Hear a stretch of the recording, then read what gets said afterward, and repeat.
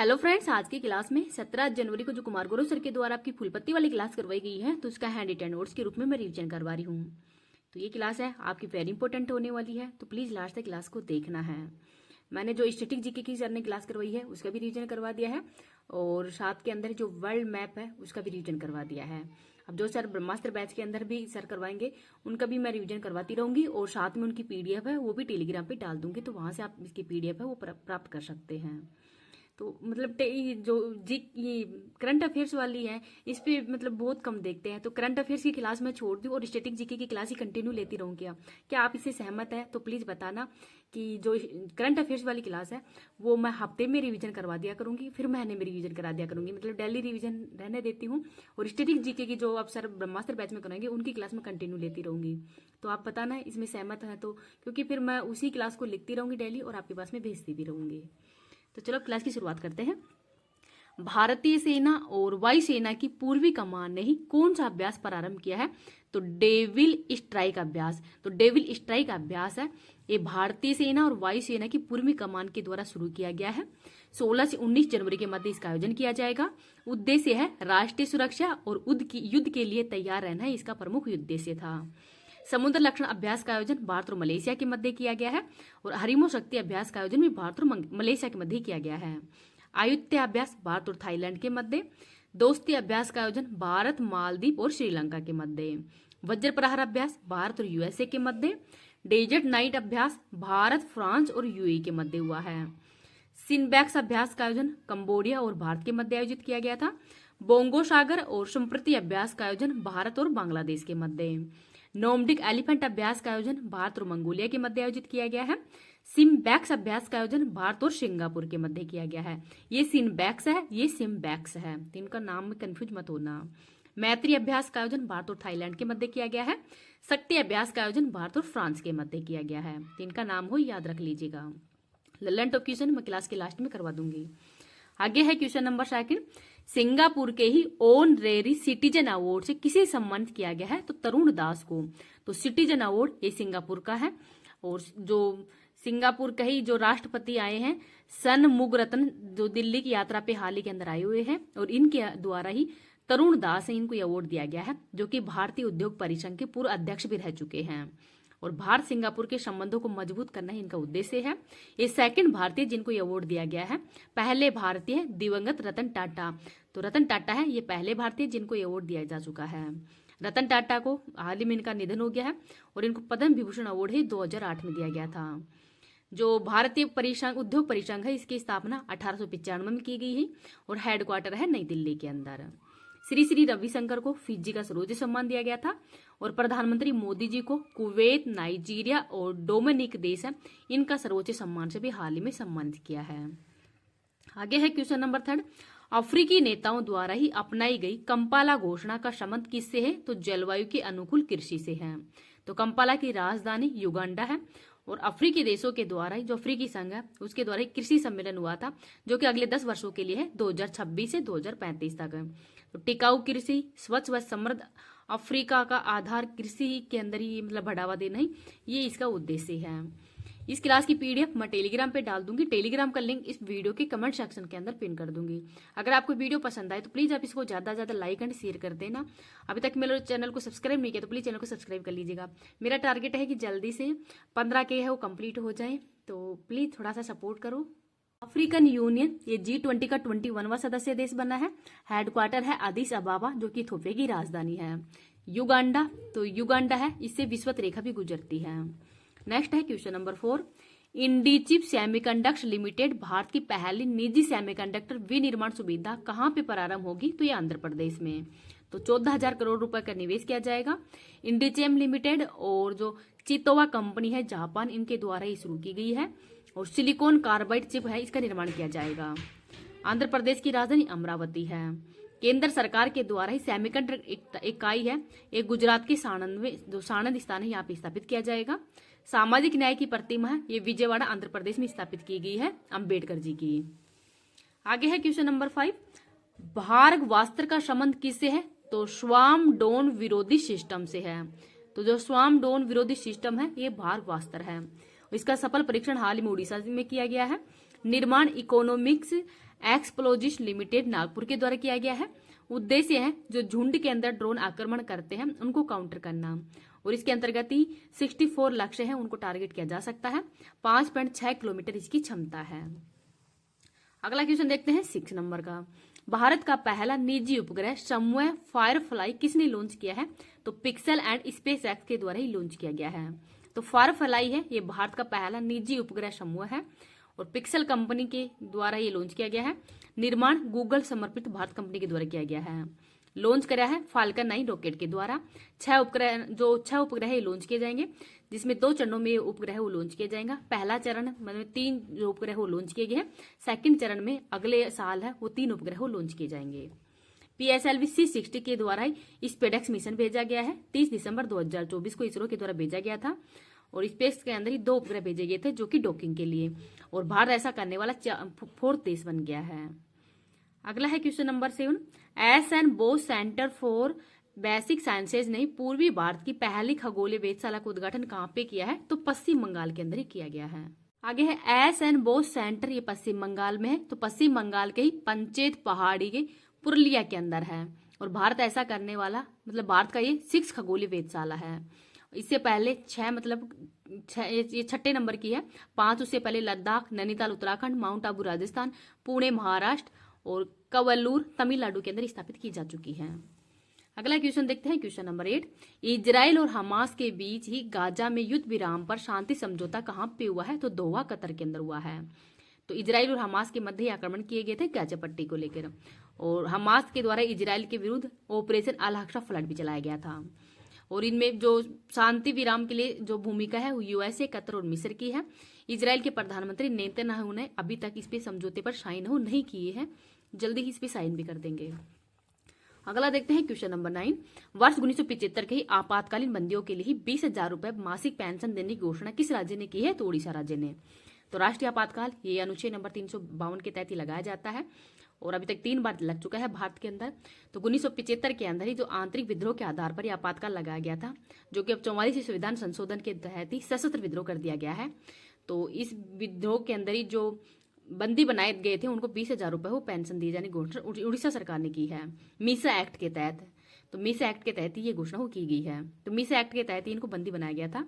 मधु बाबू pension योजना ये उड़ीसा सरकार के द्वारा शुरू की गई थी। उस समय यहाँ के सीएम थे नवीन पटनायक, और इन्होंने 500 रुपए प्रति माह देने की घोषणा की थी, लेकिन वर्तमान सरकार ने 20,000 रुपए प्रति माह देने की घोषणा कर दी है। अगला क्वेश्चन देखते हैं क्वेश्चन नंबर 10। मकर विलक्कू महोत्सव का आयोजन कहाँ पे हुआ है? तो केरल के अंदर मकर संक्रांति के दिन ये आयोजन है ये किया जाता है। सबरीवाला मंदिर के अंदर 7 दिन तक चलता है। लॉर्ड अयप्पा से संबंधित है और नदी है पंबा नदी तट। तो पंबा नदी तट पर ही आयोजन किया जाता है। विशु त्रिशूरपुरम महोत्सव ये केरल के है और अट्टुकल पोंगल ये भी केरल का ही है। और पोंगल किस राज्य का है? तो ये तमिलनाडु का है। तो इनको भी याद रख लेना। बोधी मतलब महाबोधि मतलब बिहार मत कर देना, इसमें मध्य प्रदेश आएगा। टीपू सुल्तान द सगा ऑफ द मैसूर इंटररेग्नम के लेखक कौन है? तो विक्रम संपत है। केंद्रीय स्वास्थ्य मंत्रालय ने किसे अधिसूचित रोग घोषित किया गया है? तो सर्पदंश को। संयुक्त सैन्य अभ्यास हरिमो शक्ति का संबंध किससे है? तो भारत और मंगोलिया के मध्य है। सैयद मोदी अंतर्राष्ट्रीय बैडमिंटन टूर्नामेंट 2024 की महिला एकल का खिताब किसने जीता है? तो पीवी सिंधु के द्वारा जीता गया है। मिशन अरुण हिमवीर किसने प्रारंभ किया है? तो अरुणाचल प्रदेश ने। इस्लामिक विद्रोही समूह द्वारा ही कब्जा किया गया अलेप्पो शहर कहाँ पे स्थित है? तो सीरिया के अंदर। संयुक्त राष्ट्र वैश्विक उत्कृष्टता पुरस्कार से किसे सम्मानित किया गया है? तो डॉक्टर बंसल गोयल को। अंतर्राष्ट्रीय बसों के लिए ही रियल टाइम ट्रैकिंग के लिए बस संगवारी ऐप किसने लॉन्च किया है? तो छत्तीसगढ़ सरकार ने। पवन काम्बेली ने किस देश में आयोजित पहले एशियाई ई स्पोर्ट्स गेम्स 2024 के अंदर ही देश के लिए पहला कांस्य पदक जीता है? तो थाईलैंड ने। देश का पहला वर्टिकल रेल ब्रिज पंबन 2.0 कहाँ पे स्थित है? तो तमिलनाडु के अंदर। तो इसका भी नाम याद रख लीजिएगा। इस क्लास की पीडीएफ है वो मैं टेलीग्राम पे डाल दूंगी। टेलीग्राम का लिंक इस वीडियो के कमेंट सेक्शन के अंदर पिन कर दूंगी। अगर आपको वीडियो पसंद आए तो प्लीज आप इसको ज्यादा ज्यादा लाइक एंड शेयर कर देना। अभी तक चैनल को सब्सक्राइब नहीं किया तो प्लीज चैनल को सब्सक्राइब भी कर लीजिएगा। नेक्स्ट देखते हैं भारत की पहली उबर शिकारा सेवा कहाँ पे प्रारंभ हुई है? तो डल झील में। विश्व समुद्री सम्मेलन 2024 का आयोजन चेन्नई तमिलनाडु के अंदर हुआ है। यूनेस्को ने किसे शीर्ष विरासत गंतव्य स्थल घोषित किया है? तो पश्चिम बंगाल को। रातापानी किस राज्य का 8वां बाघ अभ्यारण्य घोषित किया गया है? तो मध्य प्रदेश का। FIPI oil and gas award में ही किसे हाइड्रोजन को बढ़ावा देने वाली कंपनी ऑफ द ईयर का पुरस्कार मिला है? तो गेल को। नेटुम्बो नंदी नतेतवा किस अफ्रीकी देश की पहली महिला राष्ट्रपति निर्वाचित हुई है? तो नामीबिया की। यूरोपीय अंतरिक्ष एजेंसी के ही प्रोबा 3 उपग्रह को कौन प्रक्षेपित करेगा? तो इसरो। आगे है, किसे Oxford word of the year 2024 से 24 किसे घोषित किया गया है? तो ब्रेन रोट को। नए आपराधिक कानूनों को ही पूरी तरह लागू करने वाला पहला शहर कौन सा है? तो चंडीगढ़ है। एस्टन गार्डियंस ग्लोबल अवार्ड 2024 से किसे सम्मानित किया गया है? तो मारिया विक्टोरिया को। 4 दिसंबर को ही वार्षिक नौसेना दिवस 2024 कहां पे मनाया गया है? तो ओडिशा के पुरी बीच के अंदर ही। विश्व बैंक ने किन राज्यों की एलिफेंट परियोजना के लिए ही $225.5 मिलियन की ऋण का समझौता ऋण को मंजूरी दी है? तो त्रिपुरा और नागालैंड के अंदर। दुनिया के पहले स्वचालित उपग्रह का सफल प्रक्षेपण किसने किया है? तो आपको कमेंट सेक्शन के अंदर बताना है। वैश्विक प्लास्टिक संधि पर बैठक ये बुसान दक्षिण कोरिया के अंदर हुई है। असाध्य रोग के संदर्भ में ही असिस्टेंट डाइनिंग बिल किसने पारित किया है? तो ब्रिटेन के द्वारा। पहला अष्टलक्ष्मी महोत्सव 2024 का आयोजन नई दिल्ली के अंदर हुआ है।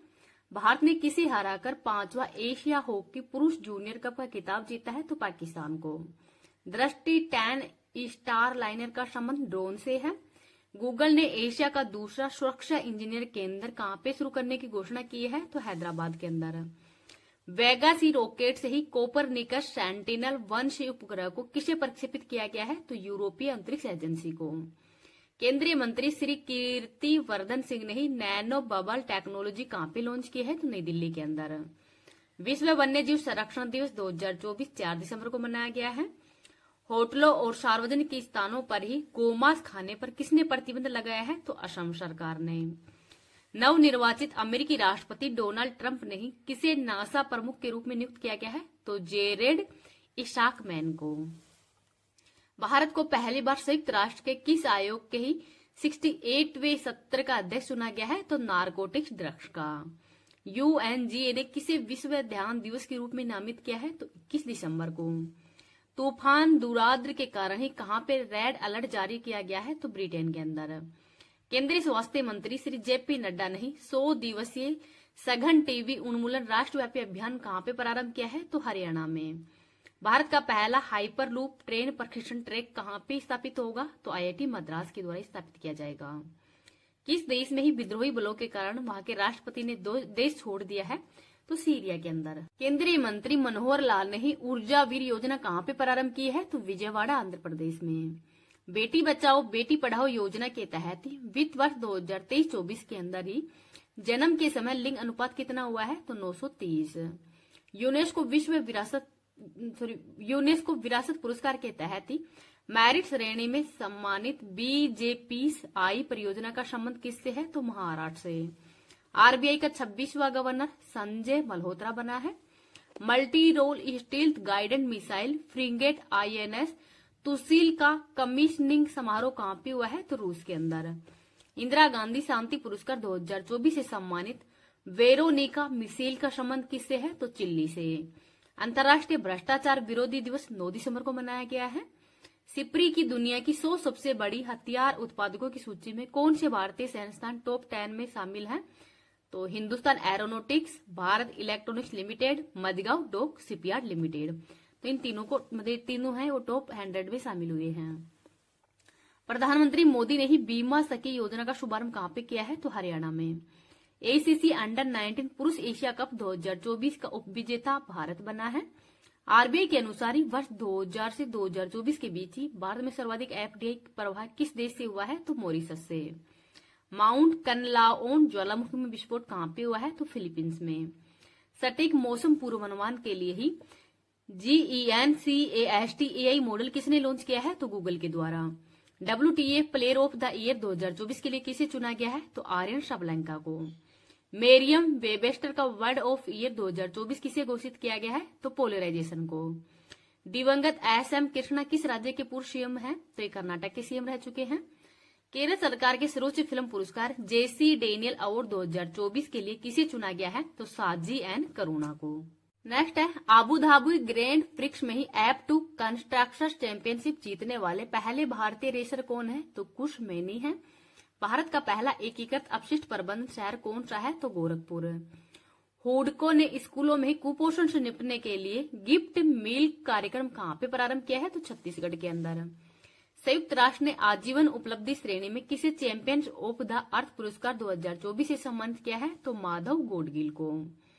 यूनेस्को ने किस देश की चावल से बनी शराब साक्य को सांस्कृतिक विरासत का दर्जा दिया है? तो जापान ने। राज्यसभा के सभापति को किस अनुच्छेद के तहत हटाया जा सकता है? तो अनुच्छेद नंबर 67B के तहत। Quacquarelli Symonds world university ranking 2025 for sustainability में शीर्ष भारतीय संस्थान कौन सा है? तो IIT दिल्ली है। पहली बार भारत की मेजबानी में आयोजित 20वीं एशियाई महिला हैंडबॉल चैंपियनशिप का खिताब किसने जीता है? तो जापान ने। मुख्यमंत्री पौष्टिक अल्पाहार योजना किसने प्रारंभ की है? तो गुजरात ने।